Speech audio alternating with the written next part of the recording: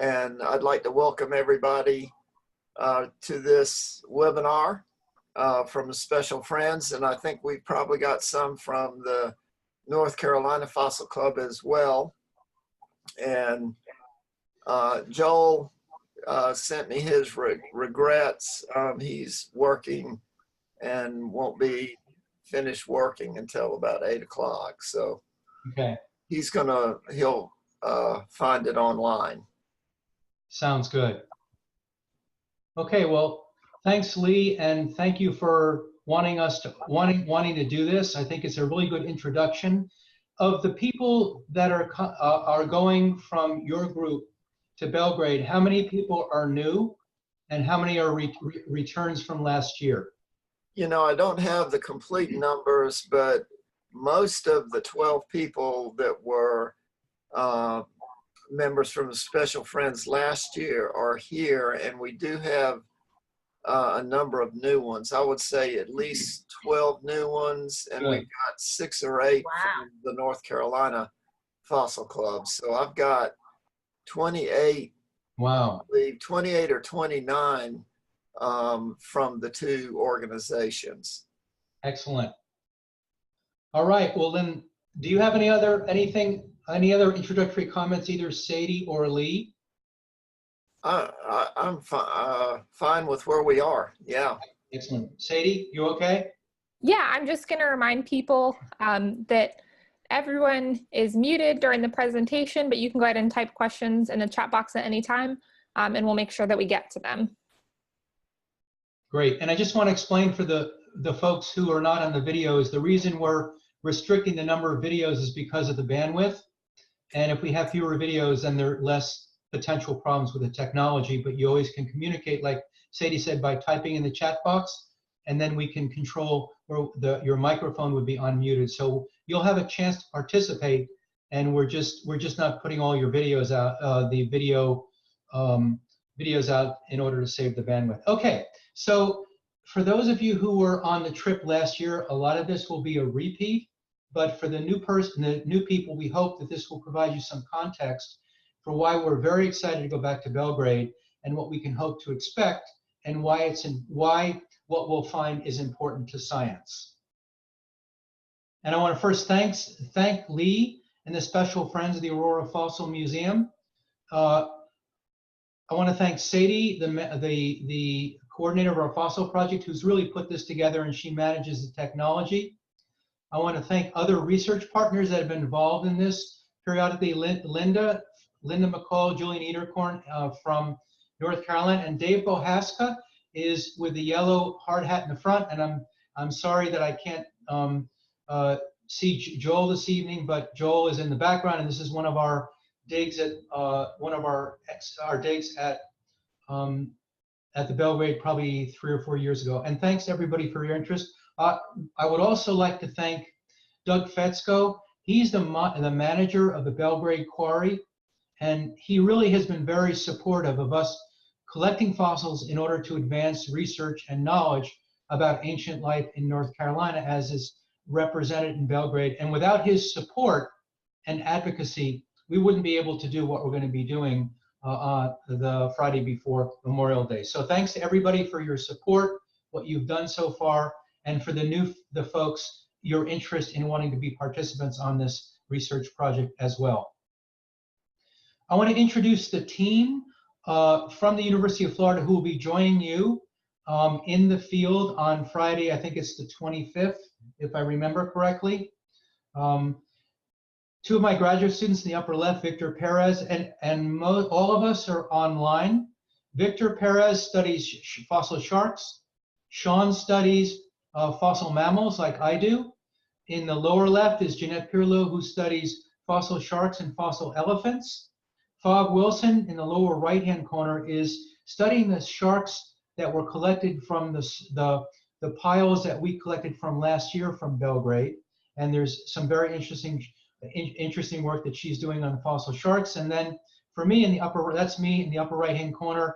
And I'm not in Belgrade, I'm actually in the deserts of Peru. It was a cold day, and if you can look down to the left part of the picture, there's a tooth of megalodon, and I'm really excited because I'm finding a megalodon on that day. So the team that's going to travel up with me to join you and to help you collect, to learn the techniques, but also to help when you find stuff to identify things, include Victor, Sean, Jeanette, and Fob, all of whom are my students or advised by my students, like Fob is being mentored by Victor. Okay. Any questions so far, Sadie, in the chat box? No, we just got a correct date that the 24th is the day from Diane that we're doing the dig. Very good, thanks. So Friday the 24th, thank you for that. I was only one day off. That's not too bad. All right. Okay, so why are we going to Belgrade? We're going to Belgrade because it's really well known to the paleontological community for those of us who collect on the East Coast. And Belgrade is really fossiliferous. It has lots of invertebrate fossils, like the shells that you see, the snail shells that you see in the lower left. Lots of shark's teeth, some turtles. You can see what Rob has here, beautiful shark's teeth. He has a megalodon in his right hand and some other shark's teeth in his left hand. But some of the best stuff from Belgrade, which is of interest to me because I study early Miocene or about 20 million year old fossil mammals, is the stuff that we're really going back to collect from Belgrade because it's not well known. If you want to have some background reading or a geologic report about Belgrade, you actually can download it for free. This is the stratigraphic revision of the fossil deposits of the Atlantic coastal plain of North Carolina. And in one section of this report describes the background geology of the Belgrade locality. And as I said, it's free online if you follow the URL, which we can provide to you later if necessary. So in the photo in the left is a picture of the stratigraphy or the stratigraphic section of the different units exposed in the Belgrade quarry. And this is called, in the report that I just showed you, locality 20. Locality 20 in this what's called a composite stratigraphic section, which is also taken from other areas around in this general area of North Carolina. But the Belgrade quarry only includes from the Middle Eocene, the top part of the Middle Eocene, at about 24 feet above the base, to the Pliocene and Pleistocene up at about 48 feet above the base of this composite stratigraphic section. And what you see in the photograph is what you also see in the blue arrow in locality 20 here. We are very interested in looking at, in the lower Miocene, Sadie, I'm moving my cursor on the screen. What I don't know is, can you also see the movement of my cursor? Can everybody see the movement of my cursor, or does that only happen on my screen? I think we can see it, Bruce. Yeah. If you move it slowly, it's pretty easy to see. Yeah.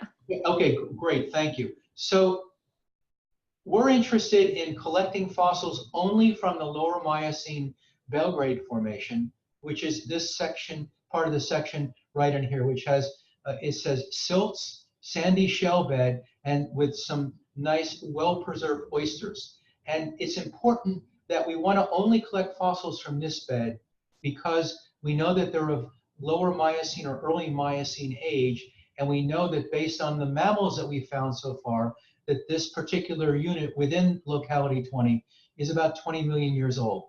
The problem, if you've not collected in Belgrade before, is that the mining operations mixes up sediments from the entire section, locality 20. So some of the fossils can be as old as Middle Eocene, and some can be as young as from the Pleistocene. So they're all mixed up, and we're not sure the age of some of them, but we do know that there's this one unit called the Belgrade Formation, which, based on the photographs here, probably occurs in this black zone, right as you see here. And that's where the early Miocene fossil mammals that I'm going to talk about in just a few minutes have been recovered from. And we'll talk about how we zero in on that thanks to some of the work from Doug Fetzko and the miners that have excavated this specific part within the stratigraphic column that's exposed in locality 20. So I'm interested in the lower Miocene, the 20 million year old Belgrade Formation, which is a sandy, shelly, and oyster bed, because it contains teeth of very rare land mammals that were washed into this sedimentary section about 20 million years ago. We have this giant tooth here, this rodent tooth in the middle left, a tiny horse tooth, and some plaster casts of deer teeth in the lower left, and then a tiny carnivore, a plastic replica or cast of a small carnivore. All these kinds of animals represent a time in mammal history that is known to be about 20 million years old, based on the kinds of fossil mammals that we get from Belgrade. But the thing about the fossil mammals from Belgrade is they're exceedingly rare, and most of them are new to science from this area. They've not been described from eastern North Carolina. That's why, for me, it's very exciting. I'll talk more about that in just a minute. In fact, the kinds of animals that we find at Belgrade are very similar. In fact, some of them are exactly the same as the kinds of mammals that we find from 20 million year old sediments from agate fossil beds in western Nebraska. If any of you have been to Agate Fossil Beds National Monument, why don't you just say that you have in the chat box, and we can maybe talk about that some more later. And if you've been to that new facility, well, not new, it's about 10 years old. If you've been to that facility, you can see some of the skeletons that have been reconstructed from the animals that have been collected from the fossil beds. And these are early Miocene in age, about 20 million years old. And paleontologists give specific names to age zones within the sequence over the past 55 or 60 million years. And the age of the fossils from agate is called the Auricarian, which takes its name from a town near this area. And so it's interesting that the kinds of fossils we find in eastern North Carolina are Auricarian age, but that name originally comes from fossils first known from Nebraska, all 20 million years old. Here you go. So fossils of this age are not well known in eastern North America. They're better known in western North America, like the classic locality that I mentioned in Agate Springs in Nebraska. And we also know that these land mammals extended their range throughout Central America, and we find them as far south 20 million years ago as in what's now the Panama Canal. In fact, for 7 years, we had a long-term project collecting fossil mammals from Panama Canal, and the kinds of fossils that were collected. Here is a cohort of 4 of our interns that collected fossils every day for 4 months for the museum along the canal. The Panama Canal is right behind them. And from this fossil locality right here, they found this block that includes a shoulder blade or a scapula of a rhinoceros, and what's called a bear dog in the right-hand corner is this jaw with the teeth and the large tooth in the front, and this is of a bear dog. And these kinds of animals are also known from the Auricarian or these early Miocene deposits in Nebraska. So these animals ranged all over North America during this time, and we're now beginning to find glimpses of them from the fossil locality that we're working at Belgrade. This is what life looked like 20 million years ago from Panama. It was forested, and it was dense vegetation, and you can see the kinds of animals that lived during this time, and many of these same kinds of animals lived in Belgrade. We're not saying necessarily that the vegetation and habitat was exactly the same at Belgrade that we see in Panama. It probably was drier and maybe was more similar to what we saw in the lower right-hand corner here, which is a reconstruction of the animals from Nebraska.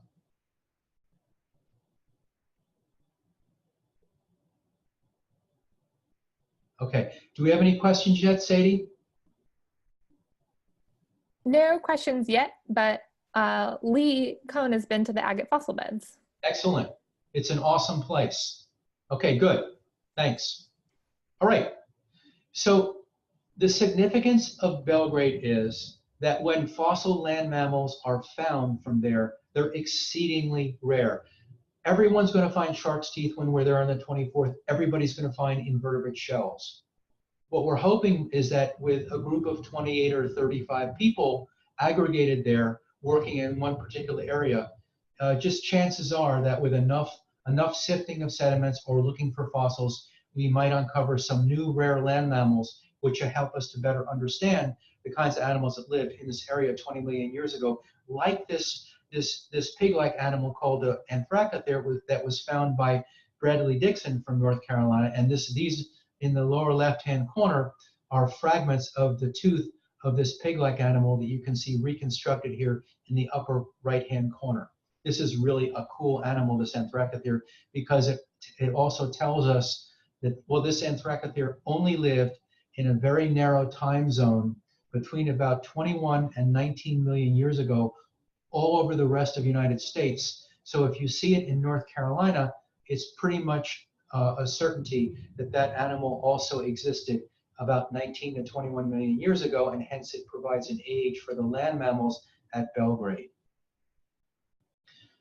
There was a giant pig-like animal that was reconstructed from Nebraska. You can see this. This is actually the gentleman here is from the Nebraska State Museum, and this is a reconstruction of this giant pig used to be called Dinohyus.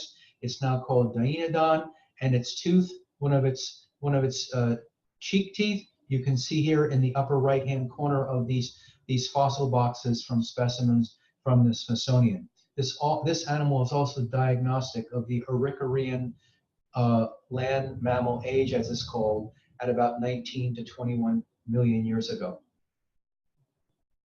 So the game plan for our field trip is that the mine operator, Doug Fesco, had his heavy equipment operators sequester fossil materials from the Belgrade Formation that you can see at the top of the cliffs here. We know that based on the stratigraphy or the sedimentary column that I showed you in one of the earlier slides, and they put out for us as you can see, 5 huge mounds of sediments that yield fossils of early Miocene age from the Belgrade Formation. Now, the interesting thing is that during the rains in the fall, the mine was completely flooded. I seem to recall, Lee, that he said that there was, what, tens of feet, maybe 50 feet? If you want to unmute your microphone, Lee, and you probably recollect better than I do that Doug said that the entire mine was inundated with how many feet of water did he say? It was totally flooded. When I called to try to set up a spring collecting in late December, he said that the piles that we dug were still under 20 feet of water. Wow. Yeah. So, but we know now that those piles are no longer underwater, correct? Yes, I actually collected not at these piles, but went in Okay. A couple of weeks ago, and it's totally different. The piles are there, but the whole terrain is completely changed as a result of all the work that they had to do to ready the mine again.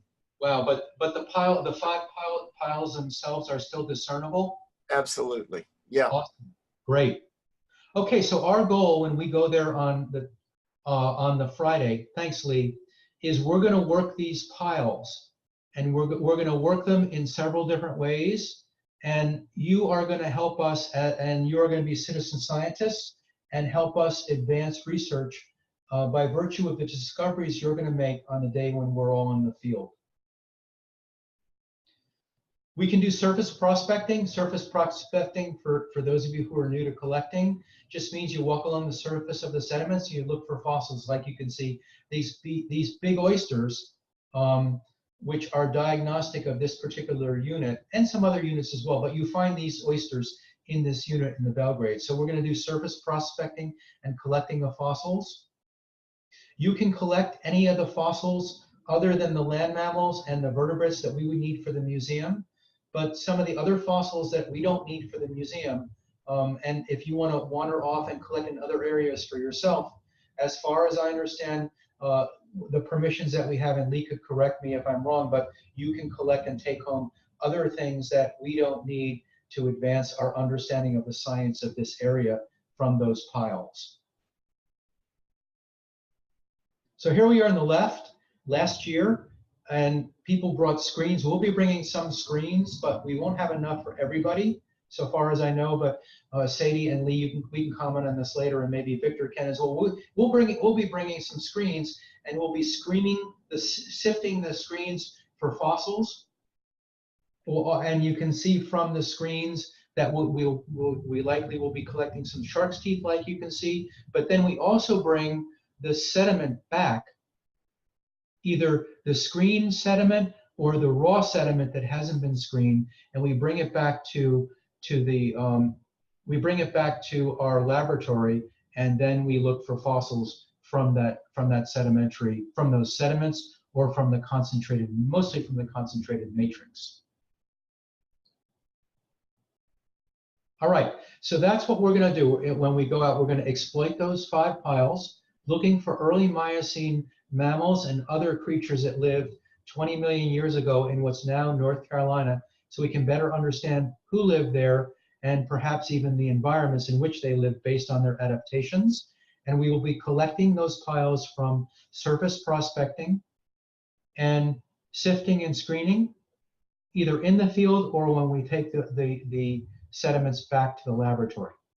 So that's the goal for our trip. We'll spend about a half day in the field. We usually get to the mine. We do orientation in the mine first, and I believe that Lee, you've indicated everybody the kinds of field equipment that's required in terms of safety for the mine. But if not, we can talk about it during the discussion period. And after the orientation and signing in and waivers of liability that we sign, then we go into the we're led into the mine, and we are basically we're hosted typically by one of the miners, like I think Doug did last year. So we'll be there for about 4 hours, and then we head out when it gets warm enough, or we found enough fossils, and then we head back, and we then will go back in the evening to Aurora. But there's another thing that we've developed since last year, that for those of you who like your iPhone technology, your smartphone technology, we've developed an app where you can actually take real-time pictures in the field of your experiences and the fossils that you're collecting. And last year it was in sort of a prototype stage, and now we've spent a year, and it's much more highly sophisticated in terms of the capabilities of this app. And for those of you who are interested, you can download the MyFossil mobile app. It'd be interesting for, if any of you already have downloaded, if you have any comments in the chat that we need to discuss during the Q&A, I'm perfectly happy about that. I'm also going to ask Sadie to chime in and talk more about the app and go through the next slides up through the website. Great. Yeah, as Bruce said, we're really excited about this mobile app, which we've had first tested at Belgrade, and we're excited for it to return. What's great about it is it gives you the opportunity to share your fossil discoveries and your field adventures, and also connect with others who are doing the same all over the world. We have paleontologists of all kinds connecting with us from the Netherlands and South America, and it's really exciting to see what's on there and what they're finding and communicate about it. It's available for both Android and Apple phones, so both in the App Store and on Google Play. And you can also use it on tablets if you have an iPad, for example. Bruce, if you want to go to the next slide. Yep. We also have on the app a Belgrade group that is all about this site and what's been found there, not only on these community science digs, but also other times that people are able to go into the mine and find things. And the great part about the group is you can access it and upload to it from the mobile app, but if you don't have a smartphone, you can also see this group from the website. So you can see what other people found last year and get excited about what you might find this year as well.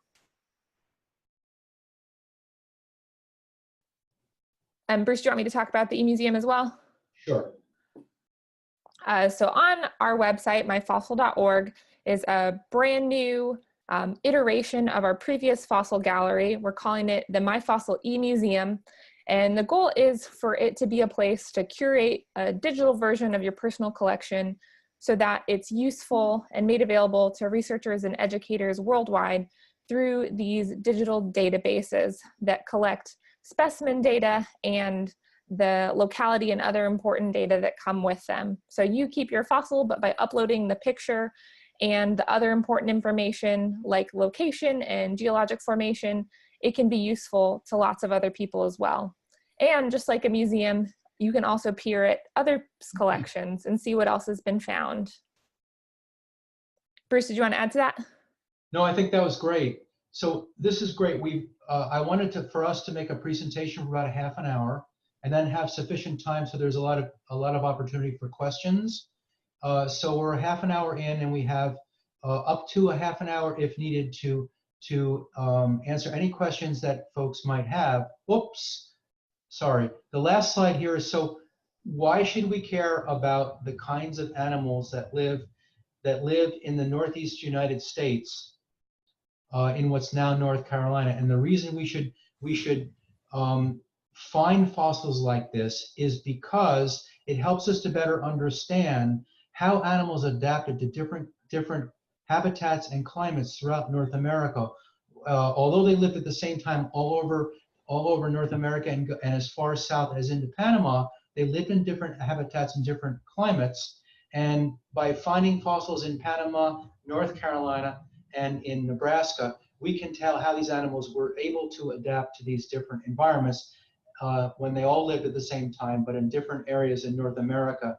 And this is really interesting for the science of paleontology. So there's some interesting big questions that we'll be able to address in terms of comparison of the rare land mammals that we'll hopefully find on the Friday where we're in the field, and compare those to the better known fossil localities in places such as Panama and in Nebraska, as well as in Florida for that matter. Okay. So that brings us to the end of our presentation, and now we're available for questions. And Sadie, you want to unmute your microphone, and then we can questions and I can answer them. Or yeah, and do you want the folks who ask them to also unmute their microphone in case they have follow-ups? How do you want to handle the Q&A? So not everyone who's chiming in has a microphone available, but for those who do, we can probably make that happen. But first, I'll go ahead and go through the list of questions so far, and a few have been answered, but we'll still repeat them so everyone gets a chance to hear. Okay. So first, Lee had chimed in that we'll need to check with Doug about leaving the site to go collect other fossils. So that may be a possibility, and it's something that we'll need to double check. Okay, typically what I remember is that you can't really leave, you can't wander very far from where we work. But if you just go on either side away from the piles, you'll be able to find other fossils. So yes, Lee, I need to clarify that you can't just wander off anywhere you want because there's active mining operations going on. You certainly need to be within close proximity to the 5 piles, but there are other fossils within 10 yards of the piles that could be collected. And as long as our host, I think his name is Doug, as I said, as long as our host is there and says it's okay, then you can do that. So I didn't want to overstate what we would be able to do. So thank you for clarifying that. Okay, so then the next question from Palmer DJ was, can individuals take sediment home after the dig that the group did not go through yet? I'm trying to think. So last year they did. I know that Joel took some sediments home, and he would pick the sediments at his house. And it would be great if people want to bring, and Victor, if you want to unmute your microphone, because you're sort of our sorting guru, it would be great if people would take some sediment home and pick through it. Victor, how do you feel about that? Yeah, I think that's perfectly fine. Obviously, the one thing we would ask is if you think you found something that might be terrestrial mammal, let us know, or anything you think might be particularly rare. Also, right adjacent to these main piles that we're interested in is the mixed assemblage that has everything from Eocene through Pleistocene. And I don't think it would be any burden to, take 15 minutes or so to go bag up some of that, which is much more fossiliferous and more likely to find things. It just won't have the same geologic context as the main mounds. Right. And the other thing you can do, I should say, is if you take Matrix home and you find fossils, you can take pictures of them and you can upload them through the app, and then we can help you identify them. So that really would help us. The app helps us to help you understand what you find. Great. Okay, so then the next question from Diane was, what time should we arrive at the quarry? And Lee had reminded, or for those who weren't there last year, had mentioned that last year we met at 7 a.m. at the Hardee's in Maysville, which is nearby. Right. So probably that gives us plenty of time to get there early and make sure everyone is there. So a good plan for this year as well. Lee, yeah, that's Lee, do you want to add anything to that? It's pretty much, that's what we've been doing for many years now. 7 o'clock in Maysville, next to the Hardee's. People can get a cup of coffee if they want, or some breakfast if they need to. Anything else you want to mention, Lee? That's an easy place to meet. Maysville is a tiny little place, and it's right on Highway 17, which is the main road in there. I will say that they now have a bypass around Maysville, and so when you come down 17, if you don't know where to turn off to actually go to Maysville, it's a little bit tricky, but we'll have directions so that everybody can navigate, to the Hardee's. Great, thanks, Lee. Yeah, and that takes care of the next question, which is, will directions be sent out? And absolutely, those will get sent via email. So another question was, can we get a copy of the presentation? And the presentation, including the audio, is being recorded, so it will be posted on YouTube. It usually takes a couple days to process the file and get it posted, but we can also send that link out via email as well. And Bruce, would you be able to make the PowerPoint available, like the PDF to send out? Yes. Yeah. Great. And then if you want the link to that free publication that describes the geology, the PDF of it, then you can just access it through that link that I put up on the screen in one of the earlier slides. Absolutely. So then the next question was, will you provide the collecting bags, pens, etc., for what we will collect? And we'll take them one at a time. So first question, can you provide the collecting bags, pens, etc.? And so, yes, we will come with bags and pens. And Lee, I don't know what you'd planned, but if we need to bring bags and stuff, that's not a big deal. We typically buy high quality Ziploc bags and other kinds of bags, and we'll have labels and stuff. But I don't know, Lee, were you planning to also bring supplies? It's whatever you've planned is fine with us. Yeah, I think the way you guys had it set up last time, so that everybody collected, but the items that were collected were not pooled in a mass container. Every individual collector had their own bag, and you want your name on that bag, because you might even point out what you guys did, which I thought was absolutely great, with the individual sheets. Sadie, you showed me some of those sheets that totaled what every individual collected, as well as the composite collection from that Belgrade trip last year. Yep. That sounds good, Lee. We can do that. So the next question is, can we drive into the quarry in our own car? That's a Lee and Bruce question. Typically, they don't like a huge caravan. It'd be good if people can, within reason, the answer is yes. And the other thing is some people like to leave earlier than others. And then you can you'll have the freedom to get to your own car and go back. They've never restricted the number of cars, but sometimes if you're by yourself, it might be good to double up just to save the number. We don't want 20 cars going in, I guess. But Lee, how do you think of there's not a strict rule, but Lee, what do you think?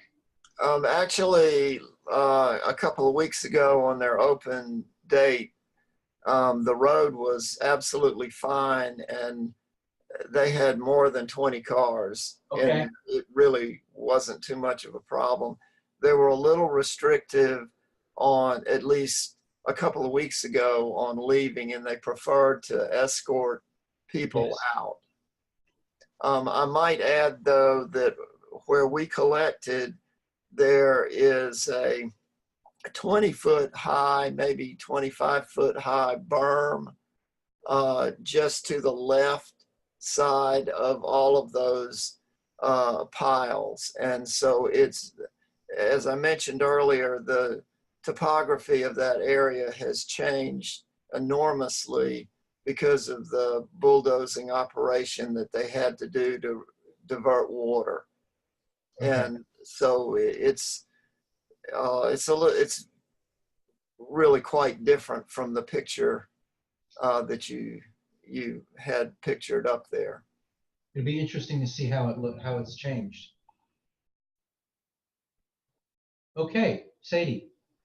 So the next is a comment from Jeanette, letting people know that we may be able to scan and print 3D replicas of things participants find if it's something notable and applicable to our research.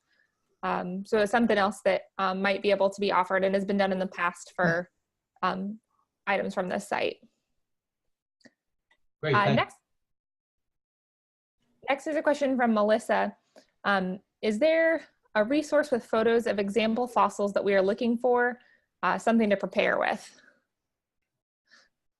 Good question. There's no, I'll have to think about that. I can't, off the top of my head. There may be something from Agate that's online. We need to get a to-do list, and we need to see if we can find some resources that we can send. So Lee, you have emails you have a list of the participants' emails, correct? Yes. Yeah. So we need to aggregate, and I don't know offhand. There might be some popular book that's a PDF from Agate. And if we can find something like that, we can distribute that if it's available, and then people can see pictures of what the fossils look like as well as the reconstructed animals. Off the top of my head, I can't think of something, but we need to do some research and get back to you about that. Next, Diane asks, where do people stay the night before? I would say Jacksonville, which is only about 15 minutes from the mine. That's a good place, and there's some inexpensive hotels, but nice hotels and motels there in Jacksonville.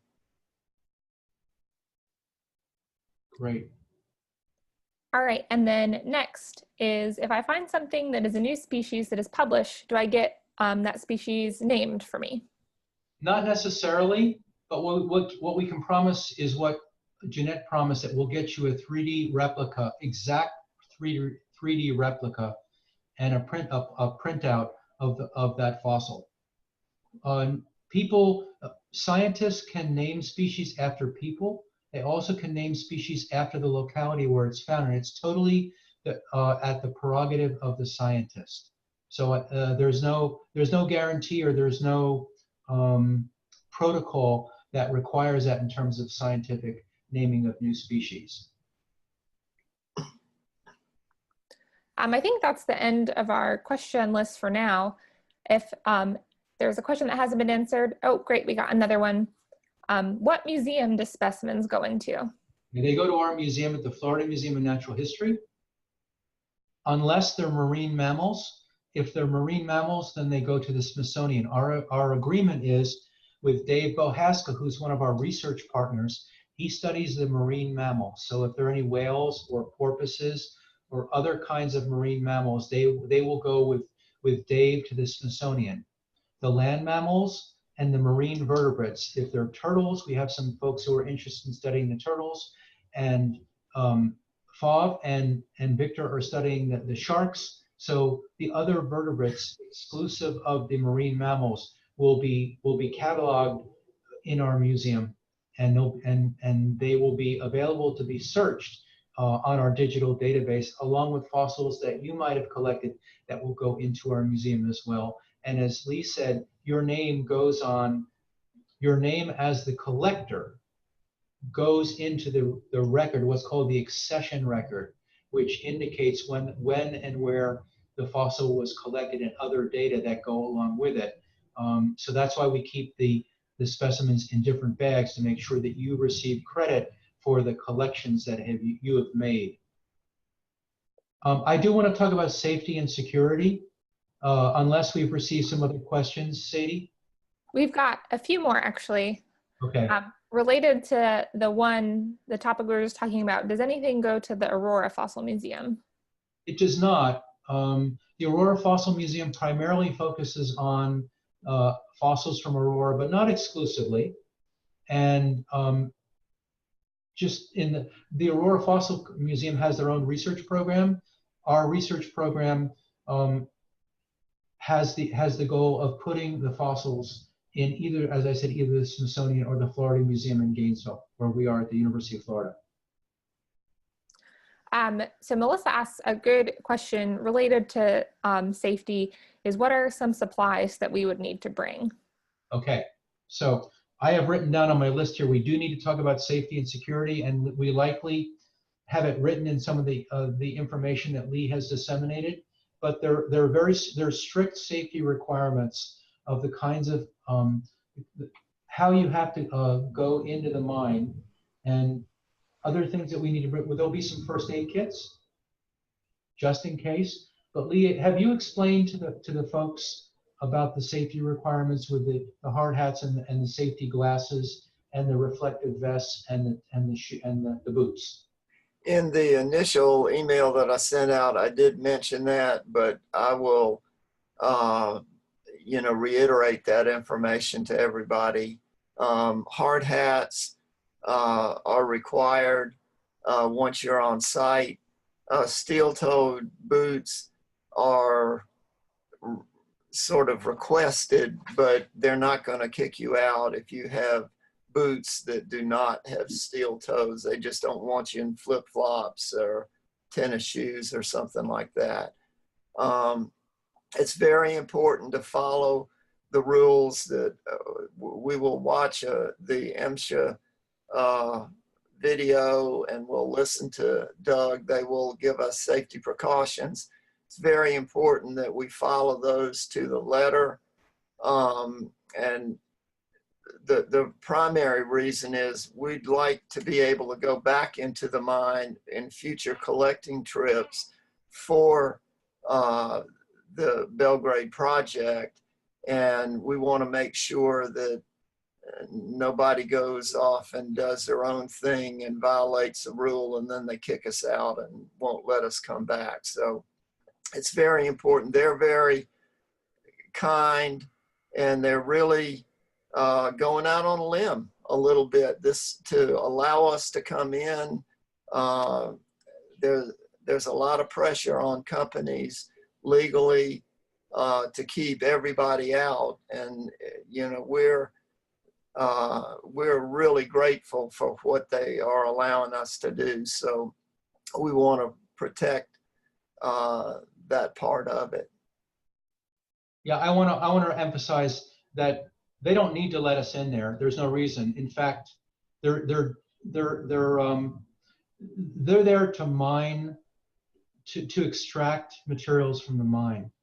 And the fact that Doug finds what we're doing interesting and allows us to do the research, we're very fortunate that he has that point of view, because they could just as equally close us out of the mine, like what's happened in the phosphate mines in Florida and elsewhere because of increased risk of liability. So we really do have to follow their policy very strictly, and the safety.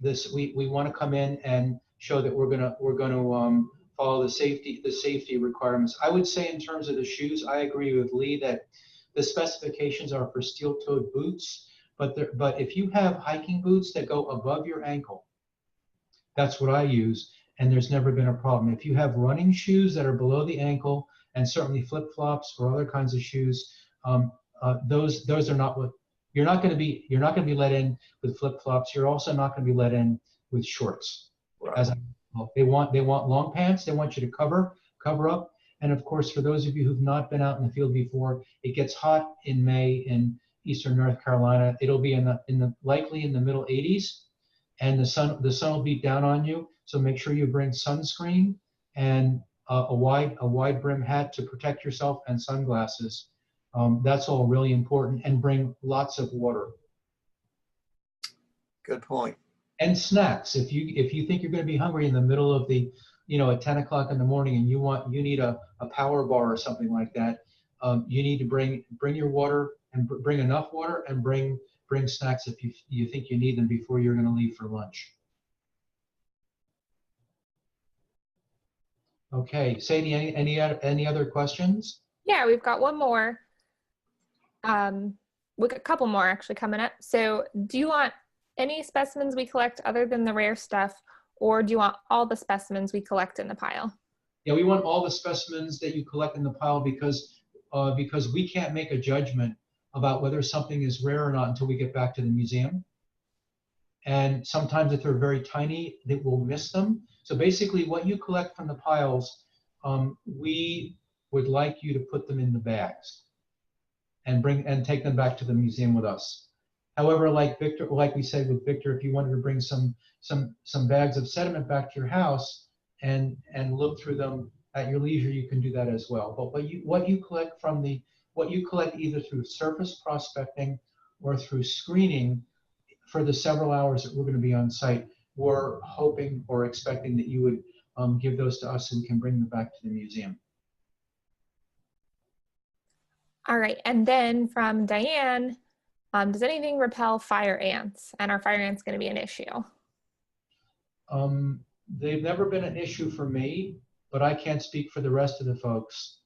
Typically, I've not seen the fire ants in the areas that I've worked there. Lee, I don't know about what your experience has been. I think 50 feet of water for 6 months in the mine probably took care of any that made their way in there. Yeah. Any further questions, Sadie? That looks like the end of them for now. Okay, good. I'd like to make one more statement. I want to thank Diane Willis as well as Linda McCall for the tremendous effort that they have made to bring North Carolina in to help with this. And I want to thank Diane very much for her assistance, as well as Linda's, to open this up and be a part of this. And we really appreciate you.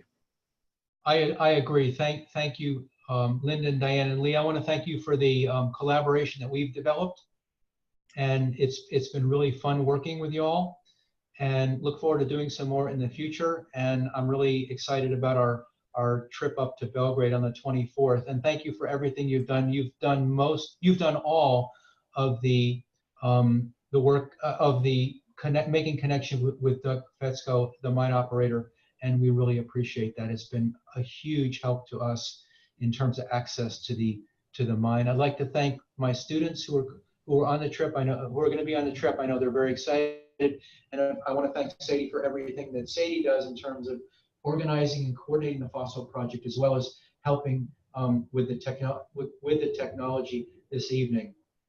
So thanks to everybody. And unless there are any final questions, Sadie, I think we can sign off. Great. No final questions, just lots of folks excited and ready to get out there. Very good. So on our to-do list, we need to look for some PDFs or some online materials that will illustrate the rarer kinds of fossil mammals that we might find when we're there collecting in the field. That's what I think I heard from one of the questions. And we will distribute those via Lee's mailing list before we go to the mine. Bruce, I have one more thing that it seems like last year, University of Florida, in order to be put on the list for the insurance protection, the liability protection, we had to send something into University of Florida by deadline. Do you recall that? I do, and that's something that Sadie managed last year, and I know that Sadie understands what needs to be done. Okay. Now, Sadie, would you let the folks know what you need from them in order for us to cover their liability under the University of Florida umbrella? Yeah, I thought I sent it out, but it easily could have gotten lost. It's a simple volunteer application that registers you as a volunteer with the university, and that allows you to be covered by our liability insurance. And the deadline for it needs to be in our volunteer coordinator's inbox or on her desk by the time you're out in the fields. So in the packet of information we're sending out, I can include it so that way everyone has it again with the instructions. You can either fill it out digitally and return it via email, or you can print and mail it. Either way will work. And it's a pretty easy one-page form just to make sure you're covered. And I should say that last year, that was an expectation of us being able to get into the mine with this group that was specified by Doug Fetzko. So if we can do that again this year, it just makes us be more responsive to him in terms of his concerns about liability. All righty? Lee, anything else? No, that's great. Thank you so much, Bruce, for putting this on.